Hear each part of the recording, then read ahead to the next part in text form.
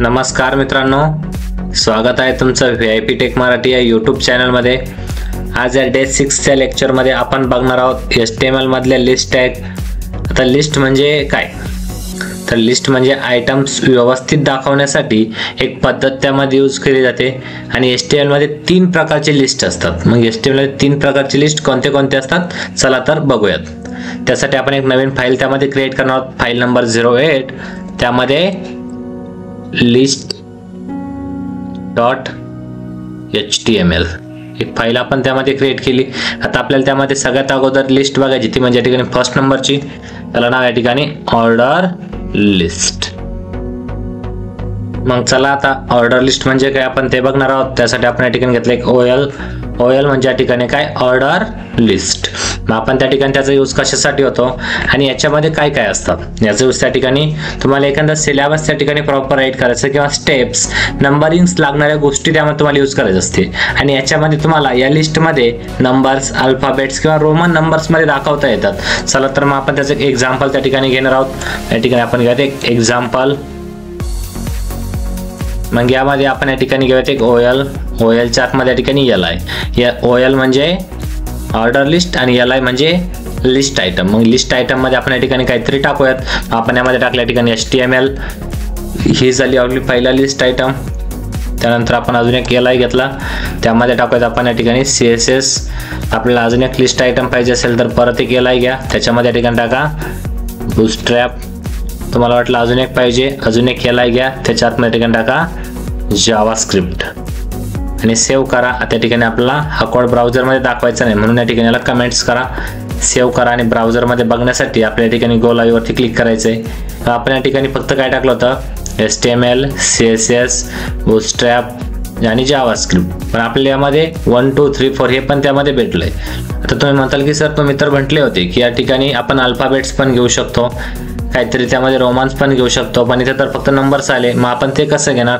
चला आपण त्यासाठी पण बघूया। त्या ठिकाणी आपले हा जो काही OL असेल ना, OL साठी त्या ठिकाणी आपले एक ॲट्रिब्यूट्स त्या ठिकाणी द्यावं लागतं। कोणत्या ॲट्रिब्यूट्स त्या ठिकाणी एक टाईप नावाचं ॲट्रिब्यूट्स आहे आणि टाईप नावाच्या ॲट्रिब्यूट्स मध्ये तुम्ही अशा प्रकारे त्यामध्ये चेंजेस करू शकता।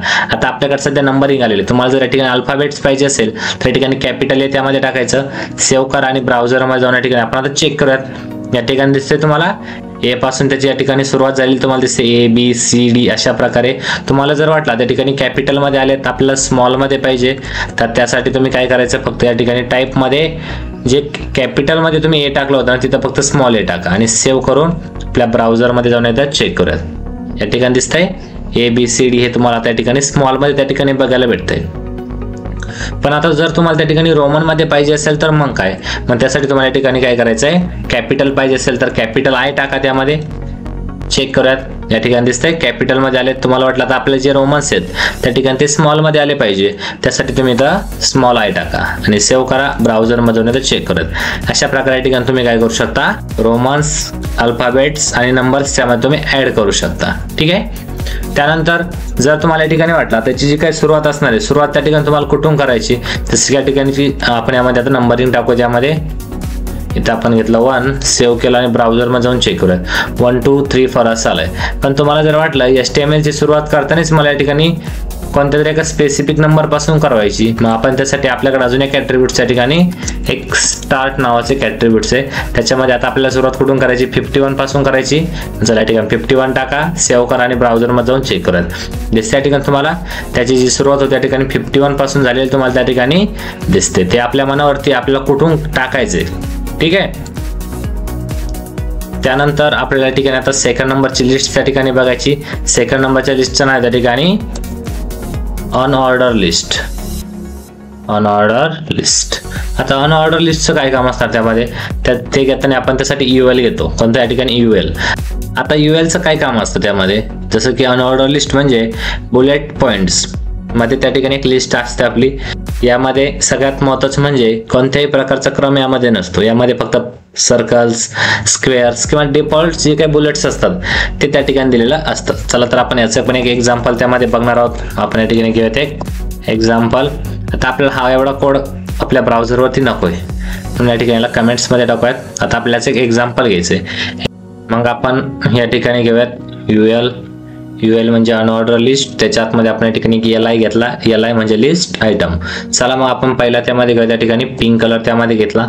तुम्हाला वाटलं अजून एक लिस्ट आयटम पाहिजे, त्यामध्ये या ठिकाणी दुसरा कलर घ्या, रेड कलर त्यामध्ये घेतला. तुम्हाला वाटलं अजून एक LI त्यामध्ये टाकायचा आहे, एक कलर अजून आपण त्यामध्ये टाकूयात. मग आपण त्यामध्ये टाकूया ठिकाणी ऑरेंज. या ठिकाणी आपण टाकलं ऑरेंज. आता या ठिकाणी आपण ब्राउझरमध्ये जाऊन या ठिकाणी आता चेक करूयात. या ठिकाणी बघा पिंक, रेड आणि ऑरेंज या ठिकाणी तुम्हाला एका सर्कलमध्ये त्या ठिकाणी बघायला भेटतात. पण तुम्हाला जर या ठिकाणी वाटलं की आता आपल्याला या ठिकाणी काय पाहिजे, हे एका स्क्वेअरमध्ये आले पाहिजे, मग त्यासाठी आपल्याला या ठिकाणी एक टाईप नावाचं ॲट्रिब्यूट तुम्हाला त्यामध्ये द्यावं लागेल आणि त्याच्या आतमध्ये या ठिकाणी टाका स्क्वेअर. सेव्ह करा आणि ब्राउझरमध्ये या ठिकाणी चेक करा. या ठिकाणी बघा जे या ठिकाणी सर्कल्स होते या ठिकाणी तुम्हाला ते आता स्क्वेअरमध्ये त्या ठिकाणी बघायला भेटतात. पण तुम्हाला जर वाटलं या ठिकाणी अजून वेगळं पाहिजे असेल तर या ठिकाणी अजून काय ठिकाणी सर्कल सेव्ह करा आणि ब्राउझरमध्ये जाऊन चेक करा. या ठिकाणी बघा याच्या अगोदर ज्याच्या त्या ठिकाणी ब्लॅक कलर फिल केलेला होता आणि यामध्ये डायरेक्टली सर्कल त्या ठिकाणी तुम्हाला बघायला भेटतात. हे झाले त्या ठिकाणी अनऑर्डर लिस्ट. त्यानंतर त्या ठिकाणी तुम्हाला बघायचे ते म्हणजे डेफिनेशन लिस्ट, की थर्ड नंबरला या ठिकाणी काय बघायचं आहे, डेफिनेशन लिस्ट. आणि या ठिकाणी डेफिनेशन लिस्टचा ठिकाणी काय असतं, DL म्हणजे काय, डेफिनेशन लिस्ट. आता त्याच्या आतमध्ये या ठिकाणी त्याचं काम काय असतं, डेफिनेशन लिस्टचं त्या ठिकाणी काम काय असतं. मग डेफिनेशन लिस्ट म्हणजे क्वेश्चन आणि आन्सर सारखा फॉर्मॅट त्या ठिकाणी तुम्हाला तो देत असतो. यामध्ये तुम्हाला या ठिकाणी काय असतं, DLच्या आतमध्ये या ठिकाणी तुम्हाला असतो पहिला म्हणजे DT म्हणजे डेफिनेशन टायटल. या ठिकाणी याचं असतं, आपण या ठिकाणी टाकूयात टायटल. यानंतर DD म्हणजे या ठिकाणी डेफिनेशन डेटा किंवा डेफिनेशन डिस्क्रिप्शन, आपण या ठिकाणी देऊया डेटा. ठीक आहे, टायटल आणि डेटा त्यामध्ये असतो. चला आता या ठिकाणी याचं काम काय असतं आपण या ठिकाणी बघूयात एक्झाम्पल कोड सोबत.